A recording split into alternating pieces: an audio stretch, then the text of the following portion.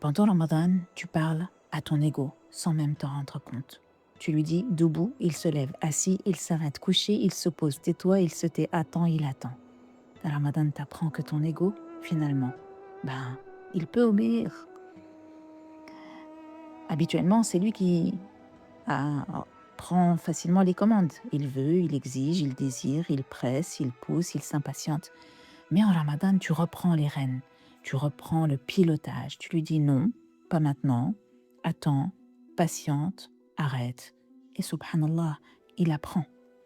Quand tu as jeûné, tu dis Allahumma laka sumtu, wa bika amantu, wa alayka tawakkaltu, wa ala rizqika aftartu. Wallah, c'est pour toi que j'ai, c'est pour toi que j'ai jeûné, en toi que j'ai cru, en toi je me confie.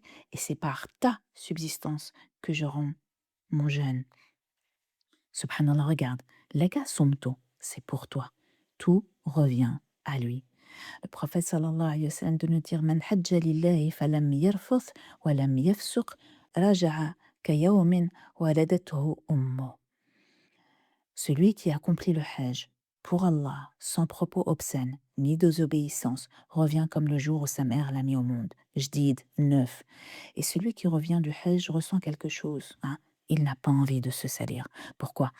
Parce qu'il sent qu'il revient propre. Maintenant, écoute, Ramadan, ça peut être pareil.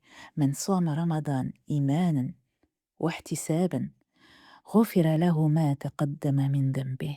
Celui qui jeûne Ramadan avec foi et en recherchant la récompense verra ses péchés passés pardonnés, effacés. Donc si Allah accepte ton Ramadan, toi aussi, avec l'aide d'Allah, tu reviens nettoyé. Le prophète sallallahu alayhi wa sallam rapporte qu'Allah subhanahu wa ta'ala a dit toutes les œuvres du fils d'Adam lui appartiennent, sauf le jeûne, il est pour moi et c'est moi qui en donne la récompense. Subhanallah. Pourquoi? Parce que le jeûne est invisible. Personne n'a vu ton compas, personne n'a vu ta retenue, personne n'a vu ta sincérité. Seul Allah a su et a vu et l'a estimé. Et il nous dit وَلِبَاسُ التَّقْوَى ذَلِكَ خَيْرٌ. Allah, il nous parle d'un vêtement, le vêtement de la taqwa, qui est le meilleur. Le hajj te le fait porter, Ramadan te le fait porter, te le fait laver. La taqwa vient étymologiquement du sens de se protéger, se préserver, se mettre à l'abri. Donc la taqwa, c'est vivre en protégeant ce qu'Allah a purifié en toi. Donc on comprend que le vrai test commence maintenant. Le vrai signe que tu as compris Ramadan, ce n'est pas forcément ce que tu as fait dedans, c'est comment tu vas vivre après. Car rares sont ceux qui se salissent d'un seul coup, en revenant du Hajj ou ou en sortant de Ramadan. On va se salir petit à petit, doucement, doucement, une tâche par là, une tâche par là, un regard, une parole, une distraction, une négligence, une dureté. Et doucement, l'état de propreté intérieure et extérieure du jeûneur disparaît. Alors, comment préserver cet état? En protégeant nos yeux, en protégeant notre langue, en protégeant notre cœur, en continuant de protéger nos moments de retrait, nos intentions. Et on continue de jeûner les lundis et les jeudis, car le jeûne ne s'arrête pas avec Ramadan, comme on l'a dit sur Dar al-Qur'an. Le prophète sallallahu alayhi wa sallam jeûnait régulièrement les lundis et les jeudis. Les œuvres sont présentées les lundis et les jeudis, et j'aime que mes œuvres soient présentées alors que je jeûne, disait Rasulallah sallallahu alayhi wa sallam. Je vous ai dit au début de mon rappel que notre Père nous donnait comme exemple pour le cœur qu'il est comme un bol. Et il nous disait aussi, mes enfants, le cœur est comme une éponge. Le cœur n'est pas seulement un récipient, il est comme une éponge qui absorbe ce qu'elle voit, ce qu'elle entend, ce qu'elle fréquente, ce qu'elle aime, ce qu'elle répète.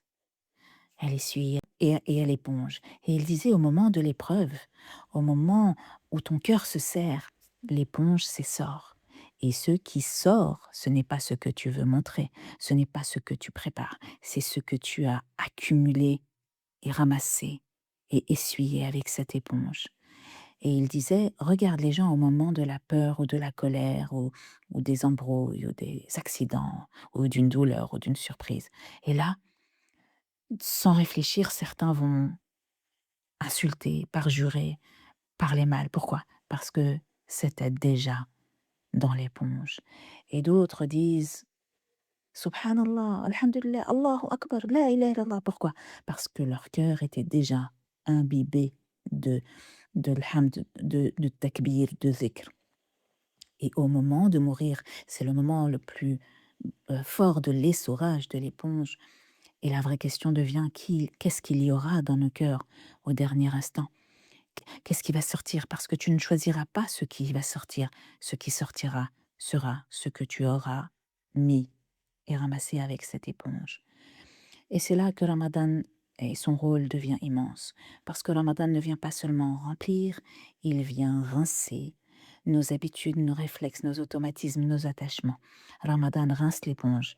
Et une éponge rincée, ben, t'as pas envie de la replonger dans la saleté, comme un cœur purifié, comme un vêtement propre, comme quelqu'un qui revient du Hajj. Alors, demande-toi, qu'est-ce que ton cœur absorbe aujourd'hui? Car au moment de l'épreuve, ton cœur parlera. Et au moment ultime, ton cœur témoignera.